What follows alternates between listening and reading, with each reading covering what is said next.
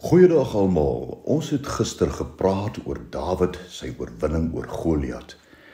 En die volgende wat ons in ag moet neem is dat met die verskyning van die reus Goliat het daar eintlik twee vyande teen Israel en ook Dawid gestaan. Vyand nommer 1, soos ons gesê het, indien jy vaskyk teen dit wat jy sien, dan vul dit jou met ongeloof en vrees. En dan vyand nommer 2, probleme praat met jou.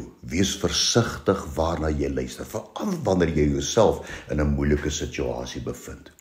Maar weet jy wat? Daar het ook twee vyande teen Goliat gestaan, en dit het sy dood beteken. Vyand 1, Dawid was bereid om teen die Filistyn te gaan veg. 1 Samuel 17 vers 32. En Dawid het aan Saul gesê, laat die manne se moed tog nie ter wille van hom sink nie.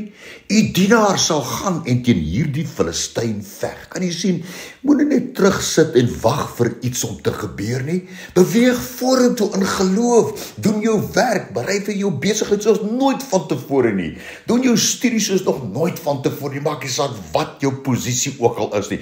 Wees net bereid om teen die vyand te staan, te sê, jy sal my nie plat slaan nie. En dan vyand 2. Dawid het ten volle op die Here vertrou. 1 Samuel 17 vers 37. Verder sê Dawid, die Here wat my gered het uit die klou van die leeu en uit die klou van die beer, hy sal my red uit die hand van hierdie Filistyn. Wow! Luister net so bietjie na die uitdaging, die uitnodiging van die Here, veral in die toestand waarin jy jouself vandag bevind. Romeine 8 vers 37. Maar in al hierdie dinge is ons meer as oorwinnaars deur hom wat ons lief gehad het. En dan 1 Samuel 18 vers 14. Hoor net hierdie wonderlike belofte wat die Here ook aan jou. En Dawid was voorspoedig in al sy weë, want die Here was met hom.